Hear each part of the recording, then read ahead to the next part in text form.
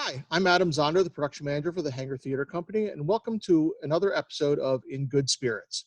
As we have gone virtual for the 2020 summer season and everyone is working from home, I am currently sitting in an empty theater, which is very weird considering it is during the summer. Between the ongoing pandemic and this being my 25th season with the Hangar, we thought having some conversations with the various designers and technicians with whom I've worked over the years would be fun and in good spirits. I'd like to take a moment to give a big thank you and shout out to our series sponsor, Myer Farm Distillers, located in Ovid, New York. Joe and his team produce various award-winning vodkas, gins, and my personal favorite, bourbons. Please check them out at MyerFarmDistillers.com. Today, I'm having a conversation with Beowulf Boritt, Tony Award-winning set designer who constantly designs for Broadway and regional theaters. How are you today, Beowulf? I'm good, thanks. It's good to see you. You too. So have you actually gotten used to the fact that your name is often followed by Tony Award-winning set designer? I guess so. It feels a little surreal. It feels like it's somebody other than me, but you know, if it gets me some work, I'm happy for it. That's good. That's good. I mean, it is a pretty cool title following the comma after your name. Yes, it is. It is. So did you, when did you decide this is what you wanted to do? I think in high school, I did the school play in elementary school and middle school and high school, and I always really liked it. And even before that, I used to draw a lot. When I was a little kid, I drew constantly. My father would read me books, and I would draw pictures of all scenes from the books. And when I was a junior in high school, we lived in South Central Pennsylvania at that point. One summer, I was an intern at a summer stock theater. And I mostly helped build the sets, and I had tiny little, two-line roles in some of the plays. But that was the first time I encountered a set designer as a job. I think in my high school productions, there was usually a set, but I think the director or I don't even know who did it, but it wasn't a set designer per se. So this was the first time I met somebody who actually, that was his job, and he taught set design at the local college, and he designed the shows. And he built models, which intrigued me because I loved that kind of thing. And I thought, oh, that's a job. That's something you can do. And the next year, I convinced my high school to let me design the set for the school play, which I was also acting in. And I designed a bunch of sets for my high school, my senior year. And so when I was going off to college, I thought, oh, this is interesting. This is something I could pursue. And you went to Vassar, right? Went to Vassar, yeah. Which had luckily quite a strong design program. It's a liberal arts school, and basically a drama degree there is a literature degree. I took more classes in dramatic literature than anything else. But I had a couple of really good design teachers, and I began to sort of understand that you could do that. At that point, my father was a college professor. I thought, oh, I'll go get a master's degree and I'll teach set design somewhere. That could be a good thing for me to do. And when I was finishing up at Vassar, I sure as hell wasn't going to move. I was too scared to move to New York and pursue it that way. I was a country kid. But my design professor had gone to graduate school with John Conklin, who was teaching at NYU at that point. Mm-hmm. And my design teacher, Tad Gesick, said, you really should go to NYU and study with John. And I applied to a bunch of different graduate schools. I got into some of them, didn't get into some of them, but I did get into NYU.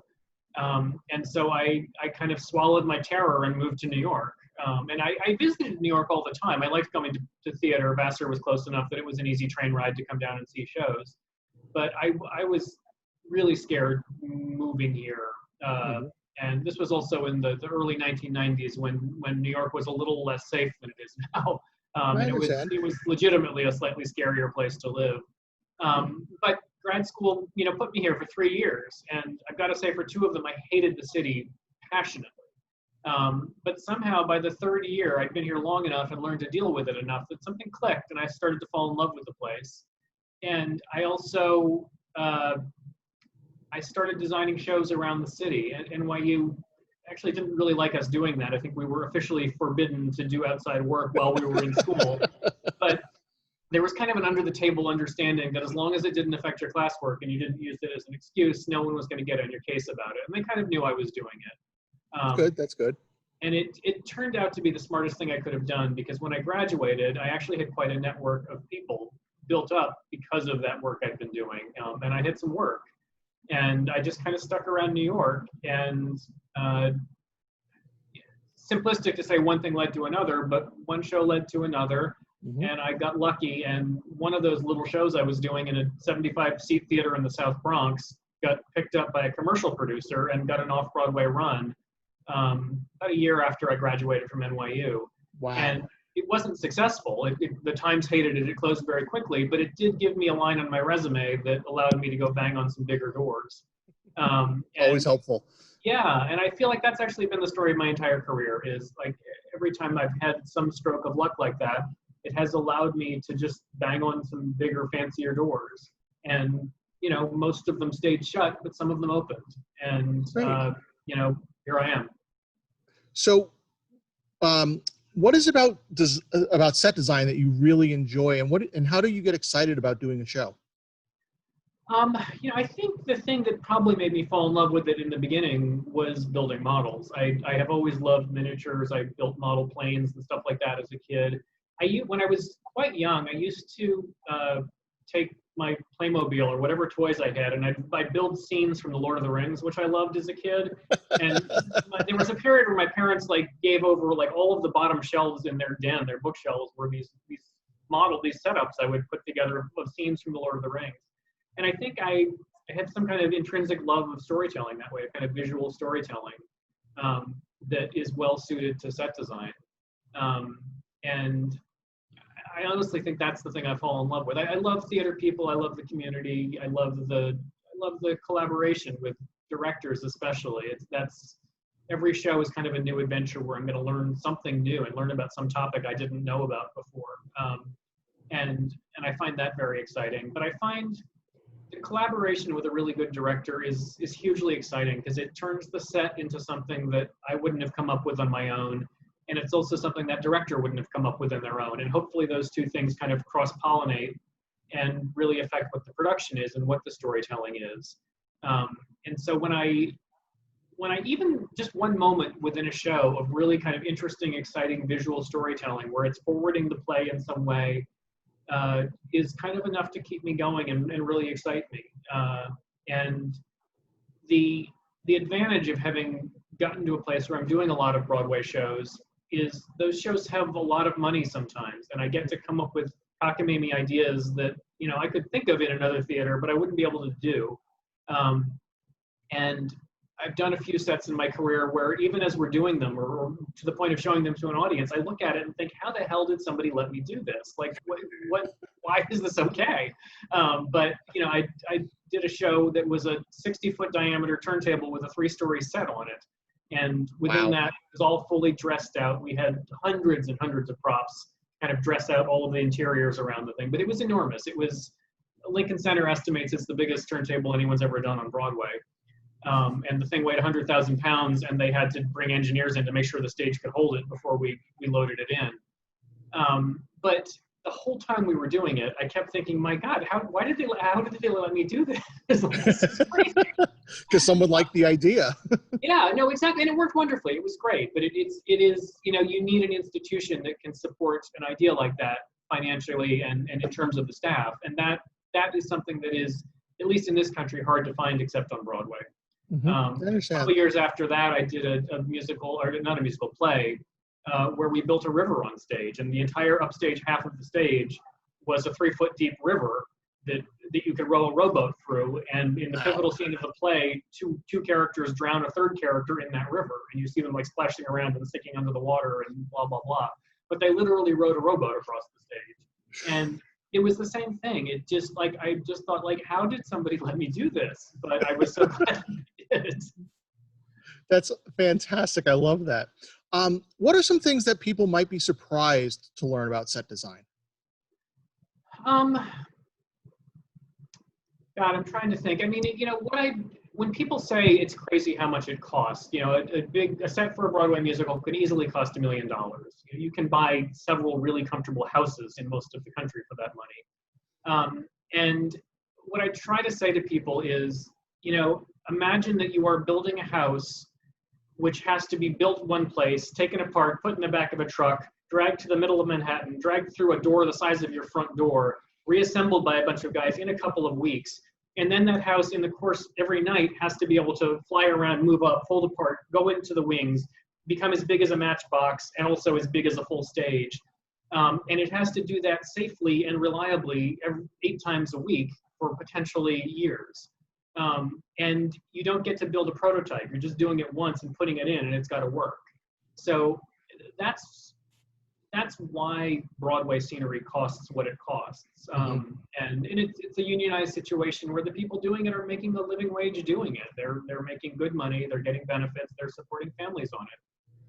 But they're also, the people doing all that are pretty highly educated and pretty experienced to be able to do all those things. And, you know, God knows we have problems and there's technical issues with sets going in, but given how complex most of them are and how we're doing it all with no chance to do a dry run, it goes basically pretty smoothly. It always surprises me how smoothly it goes. So I think that is something that is surprising about it. It's fascinating. The humdrum part of it is there's a lot of just kind of boring bureaucracy, the kind of work part of my work where, you know, you're going to be familiar with this, Adam, but it's budgets and trying to figure out how to squeeze an idea into the money available and the time available.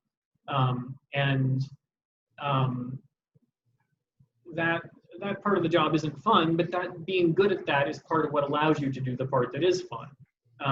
And over time, I've found I'm pretty good at kind of estimating what a set is going to cost. And so when we put it out to bid with 6 different shops, you know, I would say 1 in 12 times I'm shocked that the numbers come back either much higher or occasionally lower than I expected, but usually I'm pretty spot on with it. And it's not that I've done some kind of calculation.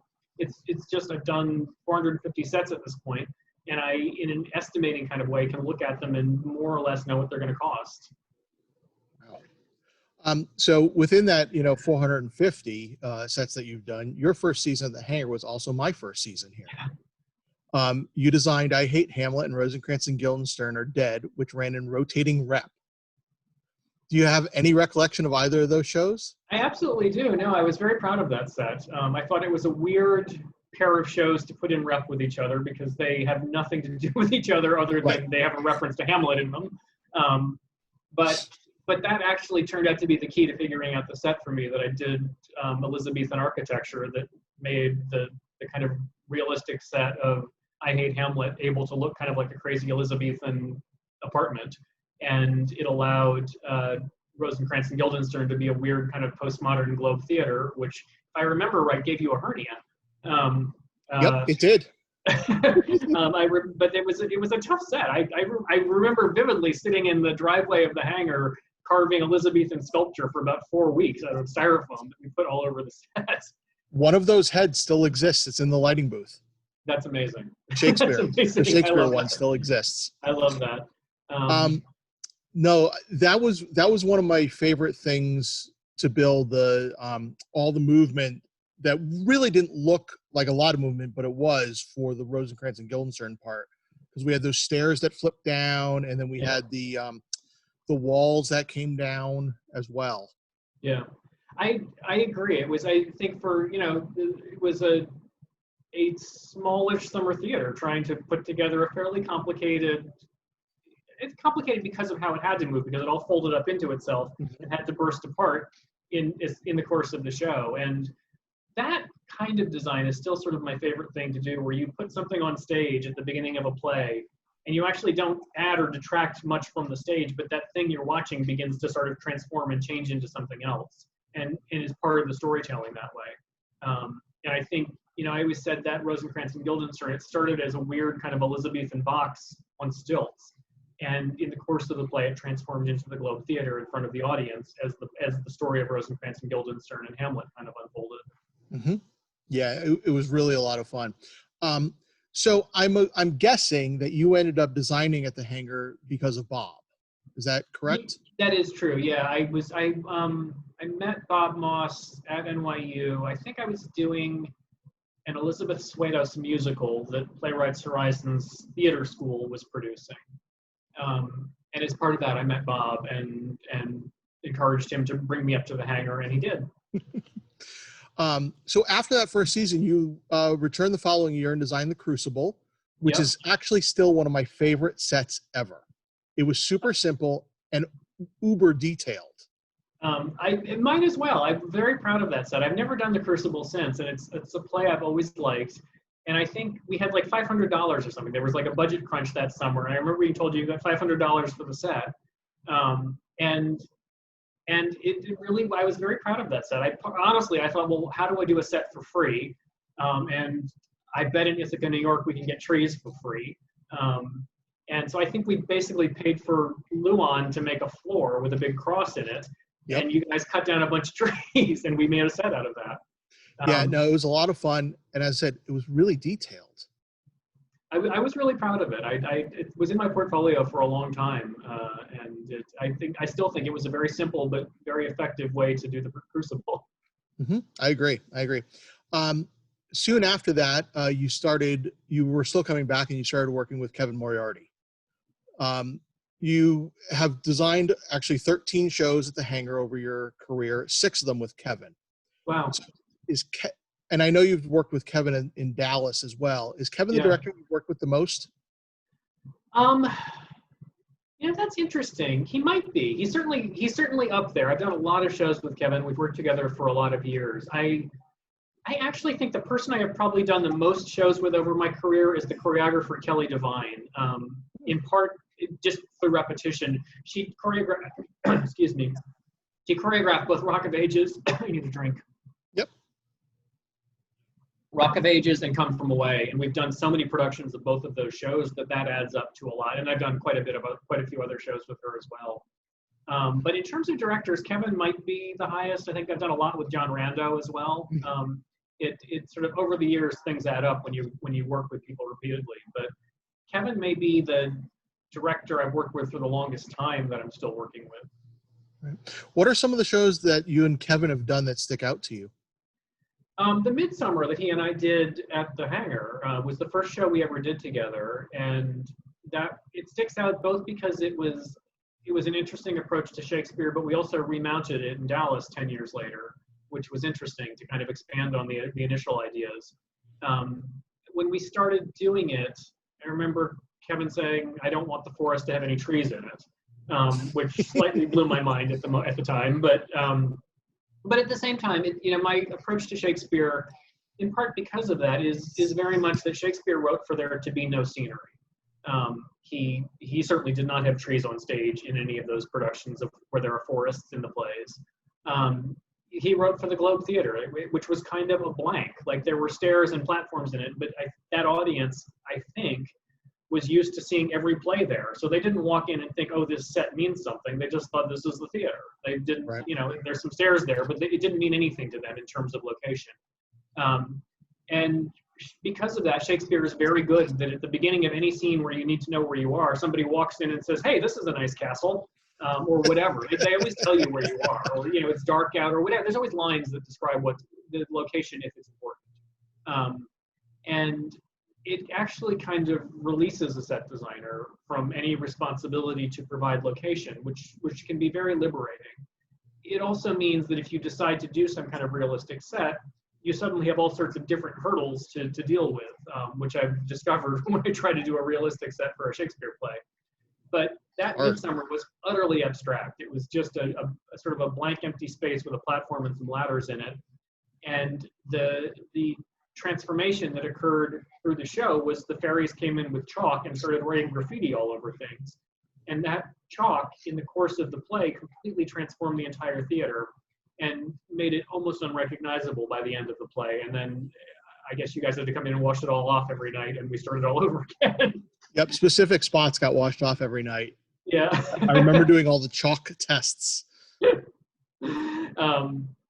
But it was, I thought, a really powerful performance, a production idea.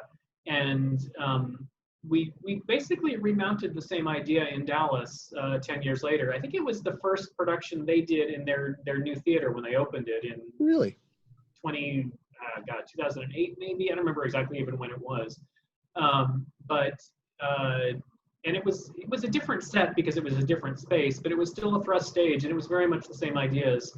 And it was interesting to expand on them and to see how little in some ways we changed in the intervening time. That's fascinating. So your hangar shows have ranged from large-scale established musicals like Sound of Music and South Pacific to new plays such as Indoor Outdoor and obviously everything in between. So as a designer, do you have a preference for new plays or established ones? An interesting question. My preference, if I was just to choose, would be to do musicals and Shakespeare plays. Those are the two things I really love doing. And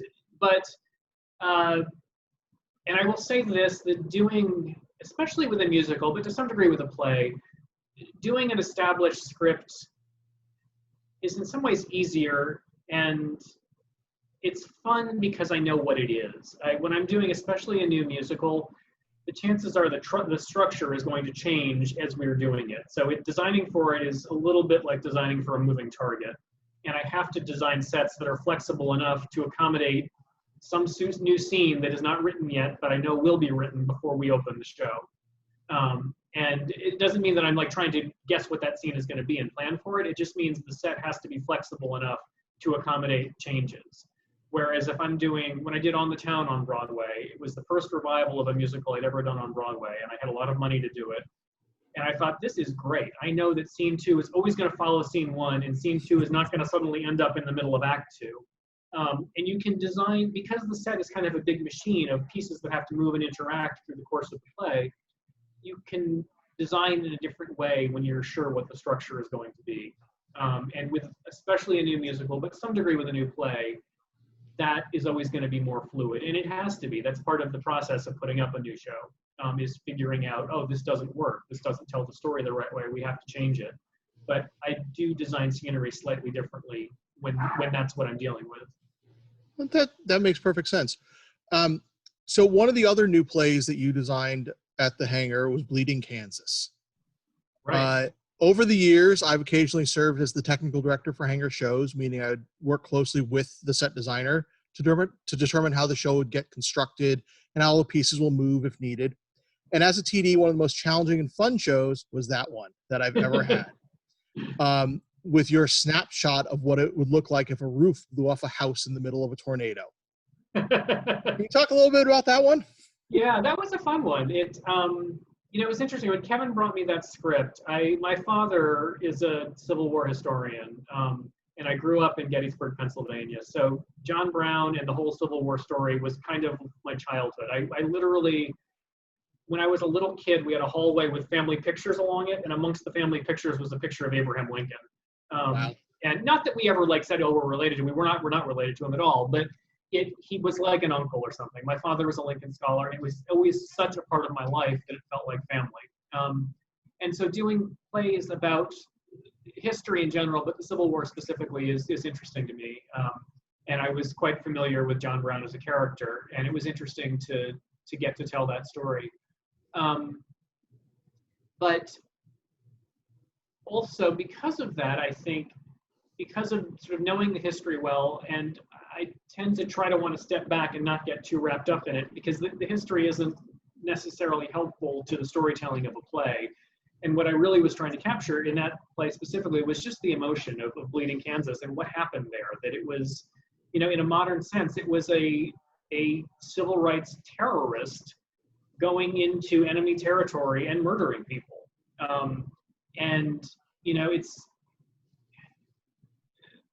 That's all loaded language now, but that is what the guy did, and he succeeded in the sense that he lit a fire that started the Civil War. Maybe it would have happened anyway in some other way, but what John Brown did in Kansas and later at Harper's Ferry in West Virginia, he so convinced the South that the North was coming after them to kill them, because this one guy at least was, that they were ready to tear the country apart and go to war over it. And that's pretty scary. But the reasons he did it were all for the right reasons. And he ultimately was the catalyst that changed this country radically and made us take an important step in human rights and civil rights. And who knows what would have happened had those things not happened. Anyway, that was all kind of in my head, is this guy started the storm that changed the country. And the set was trying to express that in some way, to get kind of the visceral energy of a storm happening and of the country beginning to be torn apart. And what that literally was is I started to design a cabin, and as you said, imagine what would have happened if we watched this cabin pulled apart by a tornado, but it was sort of in the process, it was a snapshot of that. That model I remember building, I just cut up a whole bunch of wood and started just gluing it together. And I don't know if we ever even did drafting of it for you. Maybe we did. No, I know I asked you for a ground plan and a section because I needed some reference of something. Yeah. But I think we sent you the model and you just said, this is a sculpture. We're going to now make the big version of this sculpture. And it's an immensely fun way for me to design a set. And I often will build models that way, that I kind of know what I'm going for. And I just gather a bunch of pieces and sit there with a hot glue gun for days and kind of make a thing and let the way it feels guide me to what it should be. And I've done a lot of sets in that way where, we do technical drawings of them, but the model really is the guide for the shop in how to build it. The Act 1, the giant turntable I was telling you about, it was a very skeletal thing, but it was 3 stories tall and full of stairs and rooms and spaces and windows. And I built the entire model out of brass and soldered it all together because I thought, this is too complicated a set. They're going to build it from the model. And it's got to be sturdy enough that a bunch of carpenters in a union shop can toss it around and it won't shatter. Wow. And Alexis, my associate, drafted it, and she drafted it quite carefully, so they did have that as well. But the model was always pretty crucial to how they built this thing. And in fact, was pretty crucial to how they rehearsed it, because there was no rehearsal room big enough to rehearse in. And so the director, James Lapine, sat there with this model the same way, and he would track his way through the show on the model and then stage a scene in a rehearsal room. But on that play, I am sure that we did run-throughs in the room where none of the actors had any clue where they were actually going to be on the set. They were playing a scene and they rehearsed that, but they didn't know where the hell it was going to be. And we took about 3 days of dry tech before we started tech proper on the set, just so the actors could learn their way around it and learn not to get lost on it because it was so enormous. Which door do I go through? Yeah, and if I run off here, I'm going to kill myself because I'm 3 stories up and I'm going to fall. But over here is where there's a staircase. Always good safety features. Yeah, I mean, I think through the entire show, Tony Shalhoub literally never learned his way around the set. His dresser, in full blacks, would just kind of guide him around from scene to scene. He would come off to the middle of the turntable, and while he was doing a costume change, he'd run across to a different part of the turntable as the thing was moving, so he'd reappear in the next scene. And he'd walk out on stage, but I don't think he actually knew where he was going. He was just literally grabbed and shoved from one place to the next. That's fantastic. So I think you currently have 24 Broadway design credits. That is true. The 24th has not opened yet. Right. The city shut down the day of our final dress rehearsal for a musical called Flying Over Sunset. So that 24th design is sitting on stage at Lincoln Center right now, waiting to be resurrected someday. And of course, the first one was 25th annual Putnam County Spelling Bee. Yes. So how did that come about? That is Spelling Bee it's a musical written by Bill Finn, and my agent in those days represented Bill Finn. Designer agents tend to represent writers as well. I don't quite know how it's developed that way, but designers are basically represented by the literary office of agencies. But what that meant is my agent knew that this musical was being developed and that there was going to be a production of it at Barrington Stage in Massachusetts in a Summerstock Theater. And he got me an interview with the director and the artistic director. And I interviewed and they offered me the job. And I read the script and I listened. There was a kind of a scratch cassette in those days of the musical director singing the songs and playing on the piano.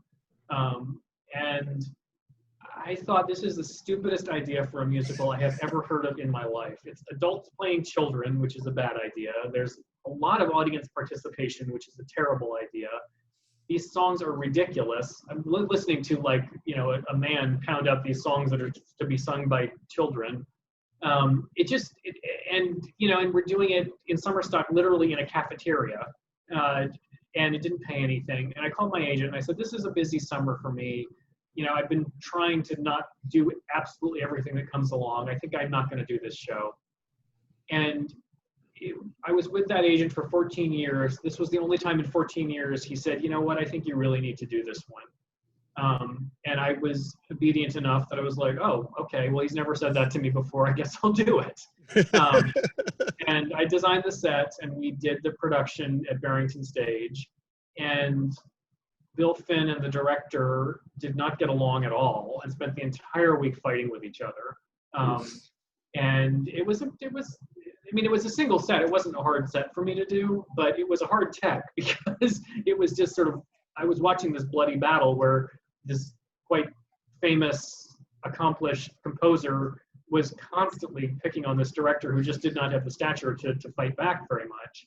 And at the end of a week, I thought, well, whatever, that was a wasted week and I will never hear of this show again. And I drove back to New York and went on with my life. But about a month later, I got a phone call from James Lapine's assistant who said, James Lapine is taking over directing Spelling Bee, and we're going to do it off Broadway this fall. And he saw the production at Barrington Stage, and he wants to interview you to see if he wants to keep you on board as a set designer. And I said, of course. And I went to the interview, and we had a very nice chat. And, thank God for me, James, I think he sort of liked the set at Barrington, or there was something about it that he liked, or he liked me, or whatever. But for whatever reason, he decided to keep me on board. And Jen Caprio, another Hangar alum, was the costume designer for that production. And he kept her on as well. And for both of us, it turned into our first Broadway show. We did it off Broadway. It was well received, and it very quickly moved into a Broadway theater. And it actually meant that I had to take the off-Broadway design for a proscenium theater and completely reconceive it for a very deep thrust in 13 days for my first Broadway show. Because we looked at the calendar and thought, if we're not, and 13 days to be ready to give the drawings to a shop to be built. Because that gave the shop, I think, 2.5 weeks to build the set before it had to start loading in. So my first Broadway musical was basically done on a summer stock schedule. That's amazing. It was nerve-wracking and terrifying, frankly. But it went off okay. I had good people around me. I did a whole lot of saying, I haven't done a Broadway show before, so if I do something stupid, just stop me and tell me, and I won't be offended. But it was like being shot out of a cannon in the best possible way, but terrifying. What's some of the more interesting or memorable Broadway shows you've worked on? Oh man, they're almost all memorable in some ways, and I've talked about some of them already. Act 1 for James Lapine was that big turntable I keep talking about. James has become, one of my kind of constant and most important collaborators. He obviously got famous many years ago because he got won a Pulitzer Prize for writing Sunday in the Park with George with Sondheim, and they worked together a lot. But James actually started out as a photographer and a graphic designer. And so for a set designer, working with him is fascinating because he comes at things from a more visual direction than a lot of Broadway directors do. And what I've found over the years with him, Flying Over Sunset, the show that's on hold, is James's newest show, and it'll be the 4th Broadway show I've done with him, I guess, in 15 years. But because he's interested in the visual, it means I can come to him with an interesting visual idea that may be difficult to stage on. And whereas a lot of directors will say, no, that's a pain in the ass. I don't want to deal with that. I need whatever so that I can stage the show properly. James will tend to look at it and think, no, that's a pain in the ass, but I like how it looks, so I'll deal with the fact that it's a pain in the ass. And it has led to some very interesting work that we've done over the years, and it's always exciting to me. It's always kind of a difficult process. I think neither he nor I know where we're trying to get to when we start, and we've talked about it some. And there's a lot of kind of false starts, and me doing fairly fully fleshed out designs that we then throw away. It's kind of the process of figuring out what the set is going to be in the end. But I've done some really varied work for him over the years, and work that it's just exciting and interesting to me as a set designer. What I don't like doing is just repeating myself, and I'm sure I repeat myself all the time without meaning to, but I've started to even make rules for myself that I'm not going to do any more cloudy blue skies as backgrounds because it's too easy, and I'm not going to do any more empty theater sets because there're just too many of them, and I've done too many of them over the years.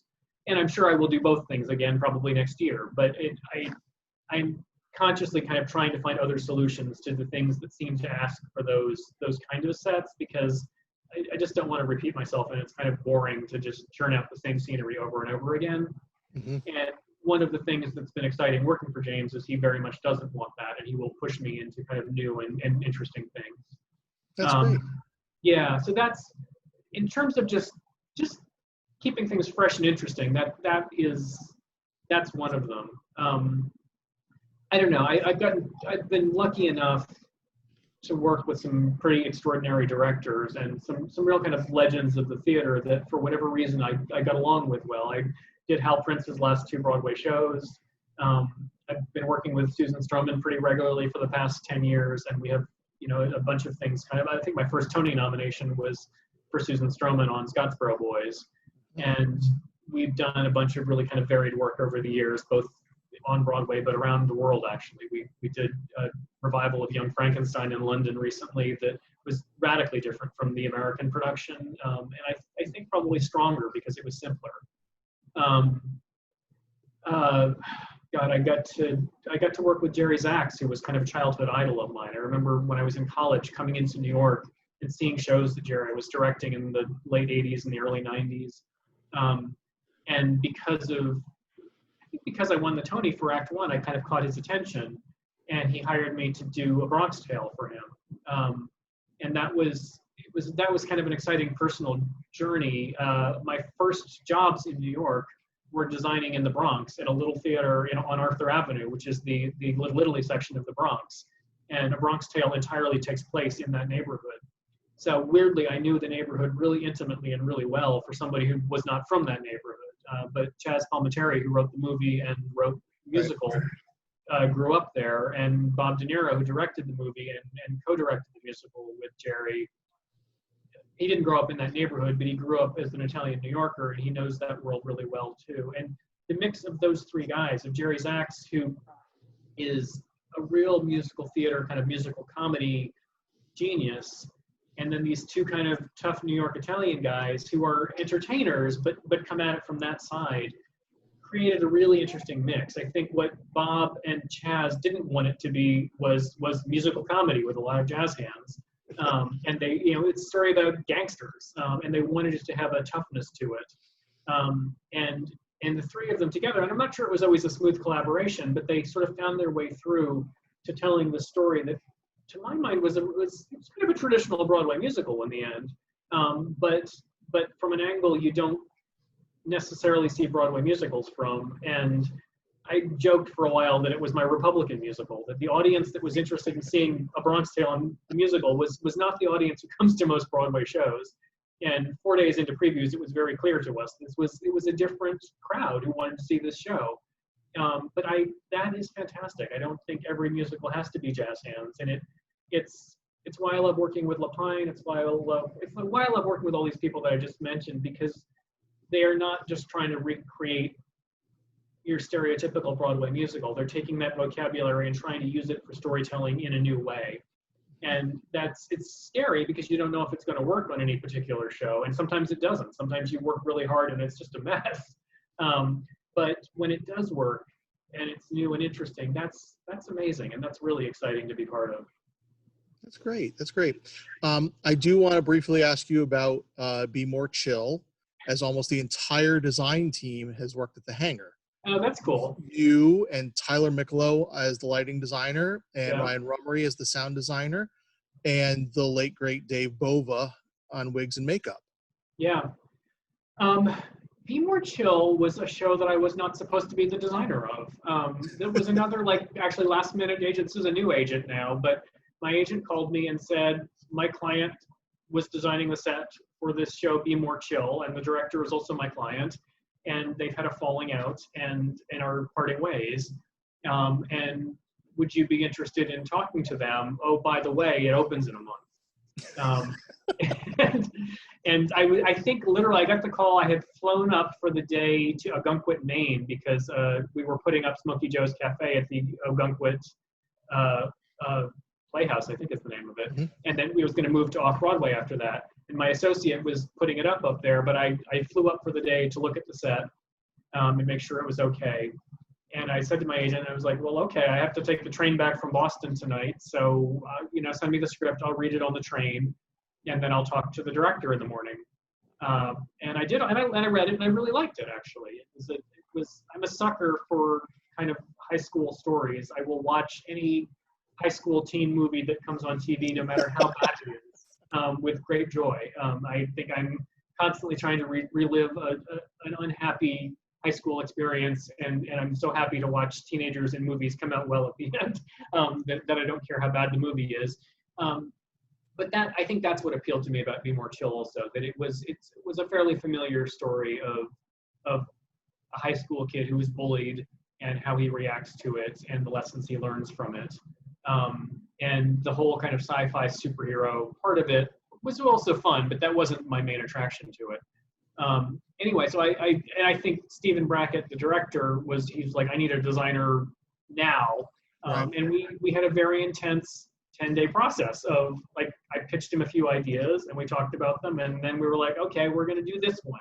And then I cranked out the set very, very quickly. And we got it built and we did it off Broadway. And that show has this incredible following. It was, I think, one of the first shows that sort of got an off-Broadway and ultimately Broadway production based on its online presence and the popularity of the music. And, unfortunately, we found that something being popular online does not necessarily translate into people buying $150 tickets on Broadway. But it was really a fascinating process to be part of, and a cool show. Part of the joy of these things is just exploring a new world I didn't know. Mm-hmm. And this was a very cool one to be part of. And in fact, we've now kind of retooled the ideas.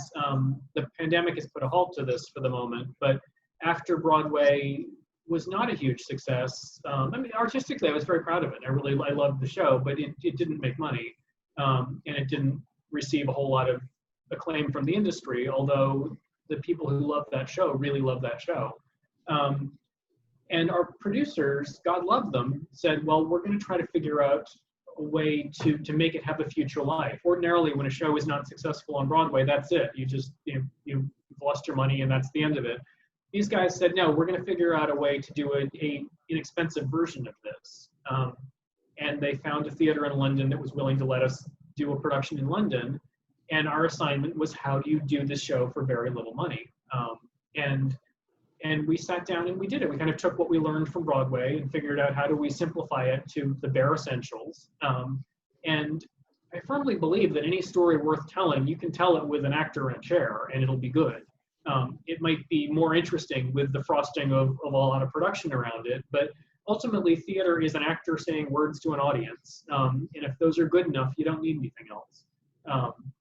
And we kind of went at Be More Chill with that thought, like, what are the things we really need to tell this story? And it's more than just an actor in a chair. There's still quite a bit of video and some effects and so on. But we put that production up in London, in February, I guess. I wasn't able to go do it. My associate went to do it. But and it seemed like it was going quite well. Unfortunately, the pandemic shut it down, and hopefully it'll be able to reopen afterwards.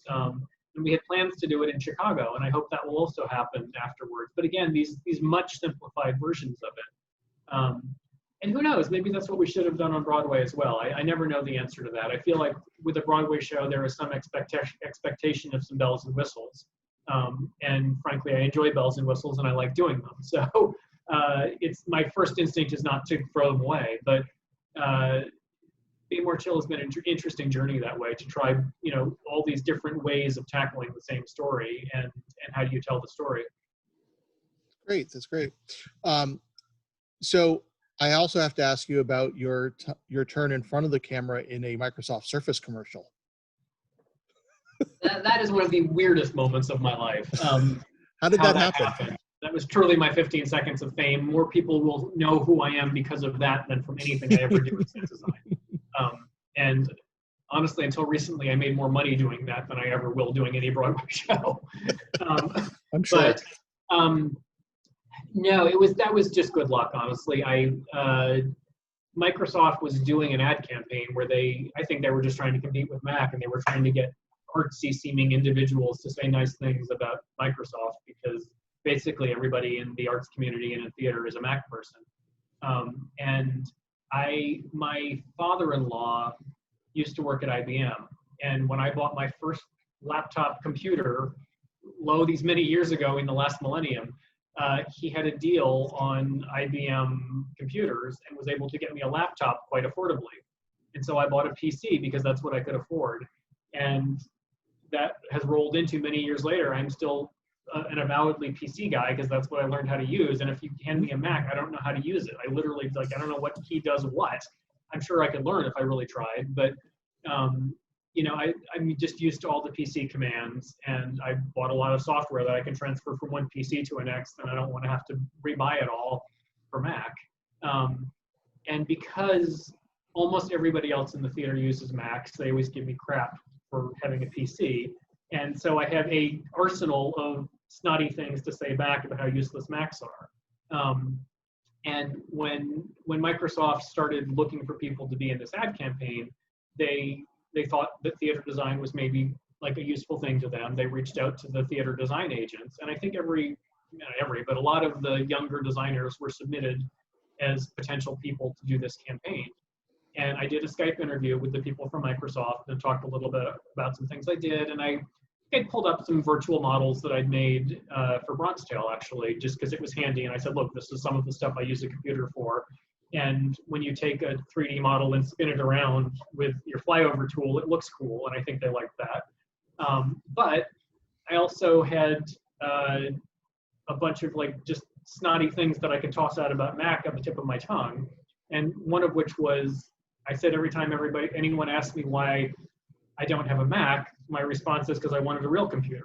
And yep. Microsoft loved that, of course. And I was legitimately a PC guy. I think there were people in that ad campaign who were Mac people who just were willing to be paid to say something about Microsoft for the day. And I think a lot of theater designers would have been happy to do that. I suspect the fact that I was legitimately a PC guy probably also helped. For whatever reason, they hired me, and I think it was a sort of a crazy time. I was renovating my apartment, so my wife and I were living in a sublet, and I unexpectedly got nominated for a Tony Award for Therese Raquin, that show with the river in it that I was talking about. And the week they were going to film these Microsoft ads was the week leading up to the Tonys. So all this was happening. I had to fly out to LA, do an 8-hour shoot. They didn't even come to you? No, it was all done on a soundstage in LA. I flew out to LA, did an 8-hour shoot, hopped on a red eye afterwards, came back, and was at the Tony Awards 36 hours later. Wow. Didn't win that year, but it was a completely surreal experience. I'm not on-camera talent, and nor was anybody doing that, but I spent 2 hours in makeup, getting a manicure, getting my hair done, blah, blah, blah, blah, blah, which was, it was sort of interesting and nice. I'm never on that side of anything. And they were smart with how they did it. The director, basically, the shoot was kind of structured the way what you and I are doing right now was. That I sat on a set with the computer. The director sat just off camera and asked me questions about design, and I babbled for hours. And out of that, they pieced together whatever it was, 20 seconds of me sounding halfway intelligent about design and computers. And that was that. There was no promise that it was ever even going to air. They just, that they paid me a certain amount of money for that day, and I would get a little more money if it aired. And by pure coincidence, it ended up airing the month that Bronx Tale was in previews, and it could not have been better orchestrated, but it was not on purpose. Wow. And for a month, that commercial of me talking about designing a Bronx Tale was the only advertising Bronx Tale had, but it was national and it was on constantly. It was bizarre to me. I would like be walking through my living room and hear myself talking on the TV. And it was weird and nice. I mean, it was very nice. I said it was my like taste of 15 seconds of fame. The weird side of it was because it ran all over the world, and because people really love their Macs, I started getting hate mail from Mac lovers. Oh my goodness! Who would like dredge me up on Facebook or Instagram or whatever. Oh wow! And I mean, not like massive amounts, and it wasn't death threats or anything like that, but people were pretty mad. And it just kind of amused me, and I saved it all for a while because it was just so funny, the stuff they would accuse me of. But you know, there's plenty of positive too, and you know, people whatever. But people think they know you when you're on TV, and I would get like these weird personal messages, and it's you know, and it didn't last very long. The commercial was on for a month, and then it went away, and everybody forgot about it. I cannot, you know, I've done a number of shows over the years with Jake Gyllenhaal. I cannot imagine what that guy's life is like. I think of him as a friend and a nice guy, but to live your entire life with the world thinking they know you personally and they can just reach out and touch you must be insane. Yeah. And it was interesting to experience it, and I'm glad that it's not my everyday life. Well, I just appreciated the commercial, how, you know, uberly realistic it was that you would be designing a set, you know, up against, you know, off stage somewhere up against a fly rail. Yes, yes, indeed. I forgot about that, but yes, that was funny too. So a couple more questions. One is the deep, dark Beowulf Boritt secret about the elephant. That's not such a secret, but back to Hangar days, back to my college days, I have always put an elephant on my sets. I'm a little less religious about it than I used to be, but at least Broadway shows always get an elephant, and a fair number of other ones get an elephant. You know, if it's a set with a lot of tchotchkes on it, then it's easy to hide an elephant. Some sets are harder than others. Sometimes I like Photoshop them into backdrops or paint them into the set somewhere, but usually it's just a physical elephant sitting somewhere on the set. And for no reason other than when I was a little kid, I liked elephants a lot. And it seemed like a fun signature. It's kind of like a Nina in a Hirschfeld or something. For people who know to look for it, you can look around my sets and usually find an elephant somewhere. It's gotten to the point that the off-Broadway and Broadway props people, most of them know about it. And some of my elephants are just kind of floating around the New York theater community. And when I do an off-Broadway show, I don't even do anything. The elephant just shows up on the set because the prop person knows that I want it. So, and you know, sometimes there's like 10 of them on the set. Sometimes there's only one. It depends how easy they are to hide or how much, if we have a long preview period and I'm sitting in tech for a long time, probably going to be more elephants because they get bored and start just hiding them everywhere. And cast members often think it's fun to try to find. They're usually hidden, so it's on a musical where the scenery is coming and going. It's hard to find them sometimes. Mm-hmm. Oddly and unintentionally, I've gotten a second signature over the past few years because I did a play called Hand to God on Broadway. It was a very realistic set, but part of that featured an electrical outlet on the stage. Mm-hmm. And in previews, this drunk kid decided to climb up on the stage before the show and try to plug his phone in to charge it. And it was such a weird event. And it was not an outlet with any power, and it wouldn't have charged his phone anyway. But it was such a weird event that it became worldwide news. My father heard it on the BBC when he was working in London. My father-in-law heard it in London on the BBC. And it's to this day, like around the world, if the story comes up, people are like, "Oh, you're the guy who that happens to." But I got interviewed by Vanity Fair about it, and they were like, "Well, how did you make an outlet so realistic that someone would think they could plug their phone into it?" And I was like, "We literally went to Home Depot and bought an outlet. It was a real outlet. That's why it looked so real." I think they wanted me to say I like carved it out of balsa wood in my basement or something. But but because of that, it's become an ongoing joke that not on every set, but many sets, I put an outlet on stage, downstage right, exactly where that one was. To the point that I did a play with the director of that original play was Moritz von Stiftnagel, and the next Broadway show I did with him was set around the turn of the century in Paris, and I found an old vintage electrical outlet that we stuck in the same spot on the set, just for the same joke, and said, good luck finding an adapter that'll work with that thing. But It's become another odd signature with the elephant is the electrical outlet somewhere on stage. That's great. Great. So based on our current pandemic theater situation, do you have any thoughts about where set design and theater might be heading in the future? You know, it's funny. Everybody asks me that right now, and I hope I'm not naive. I think set design in theater 2 years from now or 3 years from now will be exactly where it was a year ago.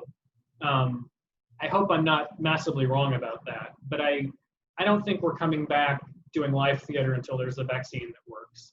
I cannot see a situation where theater in any serious way is existing with masks and social distancing.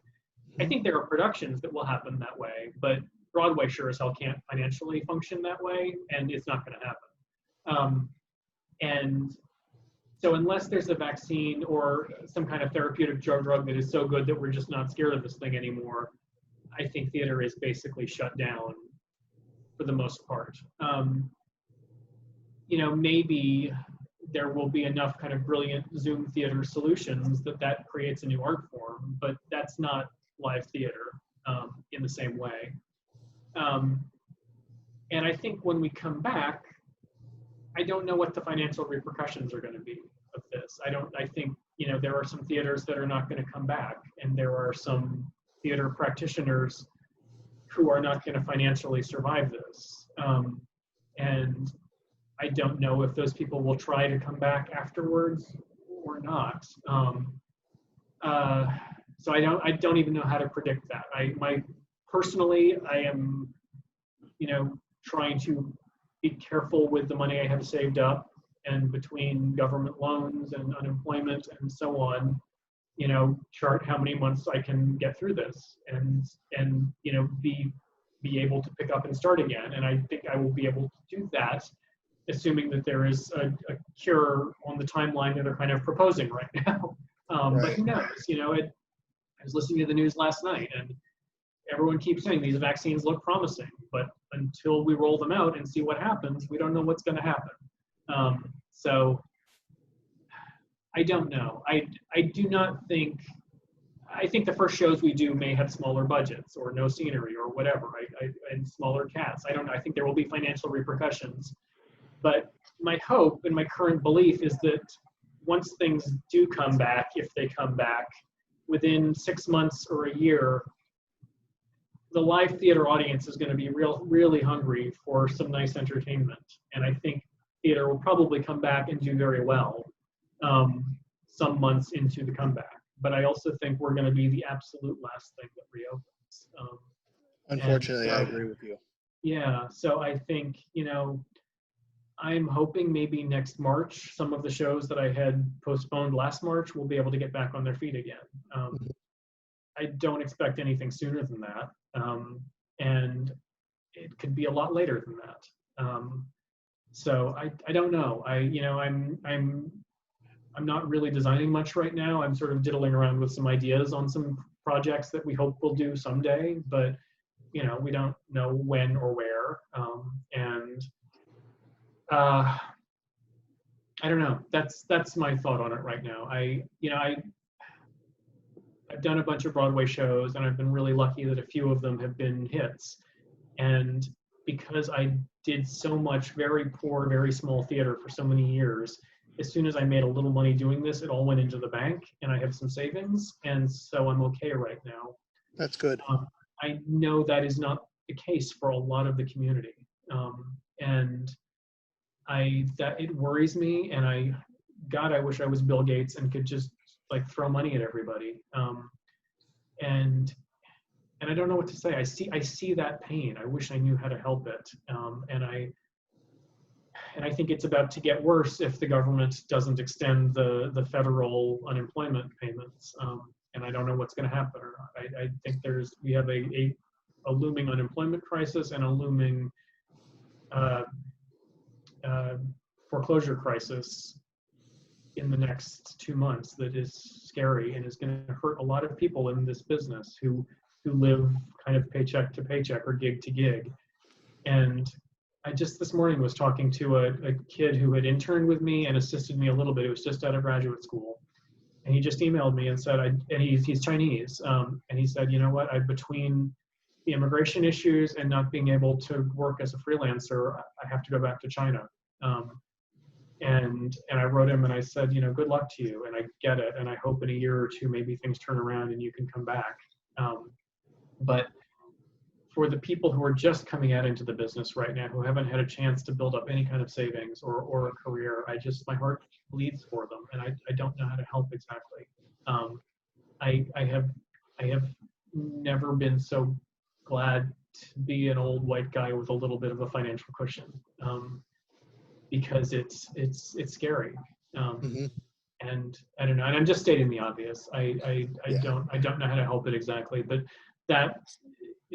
our businesses, most people are unemployed and out of work with no employment visible in the near future, or even the things you can do, you know, doesn't pay much, and the things that people ordinarily would fall back on, like being a waiter, is not necessarily there right now either. And I'm not sure that the Ivanka Trump of, oh, just get another job is going to be the solution for them. Not if they don't exist. Yeah, so I don't know. I wish I did that. That part of it scares me, and I have no clarity on it. I think theater as an industry and an institution will, on the whole, survive and probably come back stronger than ever.